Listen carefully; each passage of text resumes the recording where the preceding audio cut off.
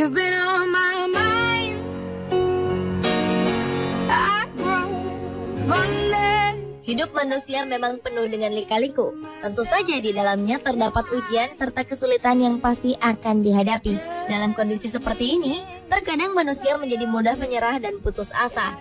Namun, Anda harus melihat perjuangan hidup beberapa orang berikut ini yang mungkin bisa kita jadikan cermin pelajaran. Kisah mengharukan mereka dalam menjalani kehidupan telah kami rangkum ke dalam 7 kisah perjuangan hidup yang mengharukan versi On The Spot. You're the only one that I want. I don't know why I'm scared. I've been here before. Every feeling, every word I've imagined.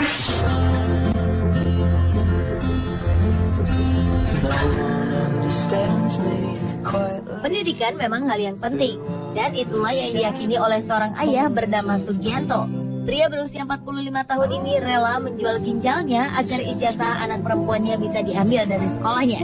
Siang itu, sang putri, Sarah Melanda Ayu, menemani sang ayah merealisasikan niatnya di Bundaran HI Jakarta Pusat. Sugianto memegang sebuah spanduk kertas yang isinya menyatakan dirinya siap menjual ginjal demi menebus ijazah. Setelah 1 jam, keduanya kemudian pulang. Sugianto yang berprofesi sebagai penjahit ini nekat melakukannya setelah tak menemukan jalan lain untuk menebus ijazah sekolah menengah atas putrinya yang membutuhkan dana tak kurang dari 17 juta rupiah. Aksi mereka kemudian menarik simpati banyak pihak, termasuk Menteri Pendidikan dan Kebudayaan Muhammad Nuh. Sang menteri berjanji untuk segera menindaklanjuti kasus Sarah agar mendapatkan ijazah SMU-nya. Selain itu, ia berjanji memberi Sarah kebebasan biaya pendidikan hingga ke perguruan tinggi. I think that possibly maybe I'm falling for you.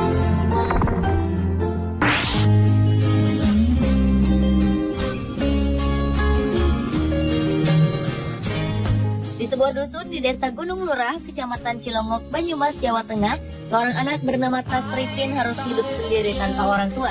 Ibunya meninggal, sementara ayah dan kakak tertuanya bekerja di Kalimantan. Bocah lelaki yang masih berusia 12 tahun ini harus putus sekolah demi mencari nafkah untuk ketiga adiknya, yaitu Dandi, Rianti, serta Dario. Tasripin harus bekerja di sawah agar adik-adiknya tetap bisa makan. Setiap pagi sebelum berangkat ke sawah, Tasripin memandikan adik-adiknya serta memasak makanan mereka. Ia pun juga tak lupa mengajak ketiga adiknya mengaji serta beribadah di masjid depan rumah mereka. Akhirnya kesabaran Tasripin berbuah manis.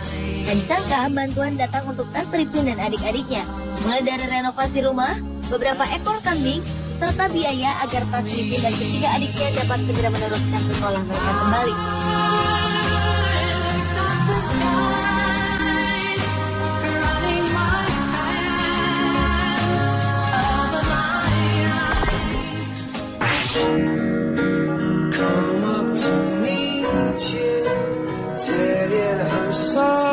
Apa yang dilakukan pria asal India bernama Bablu Jataf berikut ini sungguh sangat menyentuh hati. Bagaimana tidak? Setiap hari, pria berusia 38 tahun ini selalu membawa serta bayinya mencari nafkah menarik beca. Hal ini harus ia lakukan karena istrinya meninggal setelah melahirkan bayi yang mereka nantikan selama 15 tahun. Karena tak ada kerabat serta tak menemukan orang yang mau merawat anaknya, Bablu terpaksa membawanya bekerja. Setiap hari Bablu menggendong Damini, putrinya itu, dengan kain yang ia lilitkan pada lehernya. Berita ini pun menyebar dengan cepat di India, sehingga banyak tawaran bantuan yang datang, termasuk dari pemerintah India.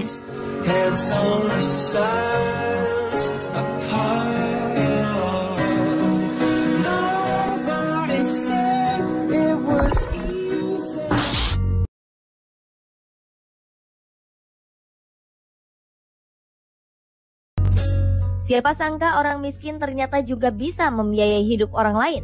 Seorang wanita bernama Lu Xiaoying yang berprofesi sebagai seorang pemulung justru menunjukkan kekayaan hatinya dengan mengadopsi puluhan bayi yang dibuang. Keadaan hidup yang sulit dan keterbatasan ekonomi tak mengecilkan hati Lu untuk memberikan kasihnya kepada bayi-bayi mungil tak berdosa yang ia temukan. Wanita 88 tahun ini telah mengadopsi 30 bayi sejak tahun 1972. Namun tak semua bayi yang ditemukan Lu akan terus bersamanya hingga dewasa. Beberapa di antara mereka kemudian diadopsi oleh keluarga yang lebih mampu. Kisah haru ini pun menyebar ke seluruh Cina hingga mendapat perhatian dunia.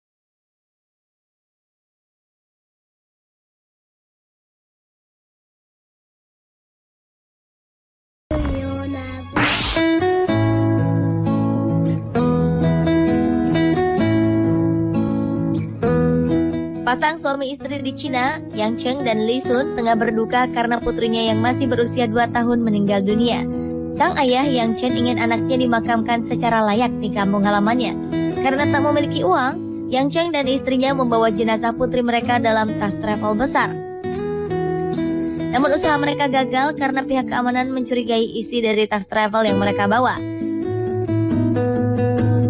Yang dan istrinya kemudian menceritakan kisahnya pada pihak keamanan. Akhirnya, berkat adanya orang yang berbaik hati menolong, Yang dan istrinya bisa membawa jenazah putrinya kembali ke kampung halaman dengan menggunakan taksi.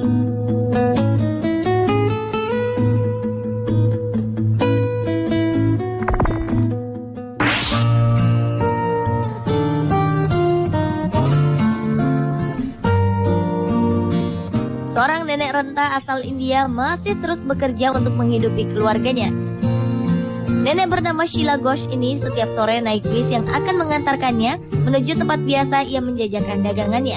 Di usianya yang telah menginjak 83 tahun, nenek yang tinggal di Pali, Bengal Barat, India ini masih harus menjajakan keripik setiap hari untuk bertahan hidup. Hal ini ia lakukan karena anak satu-satunya telah meninggal dunia, sementara ada cucu-cucunya yang harus ia hidupi. Meski membutuhkan uang, namun Sheila menolak bantuan yang terkumpul untuknya. Ia tak ingin mendapatkan uang secara cuma-cuma tanpa bekerja. Beberapa donatur kemudian merencanakan cara untuk membantu Sheila.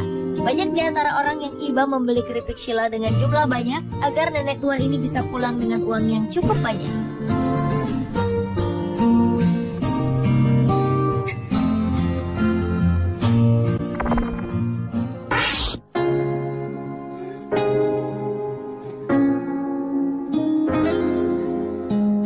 Pada tahun 2009 silam, seorang gadis kecil mendapat pujian sebagai gadis paling bijaksana di Cina.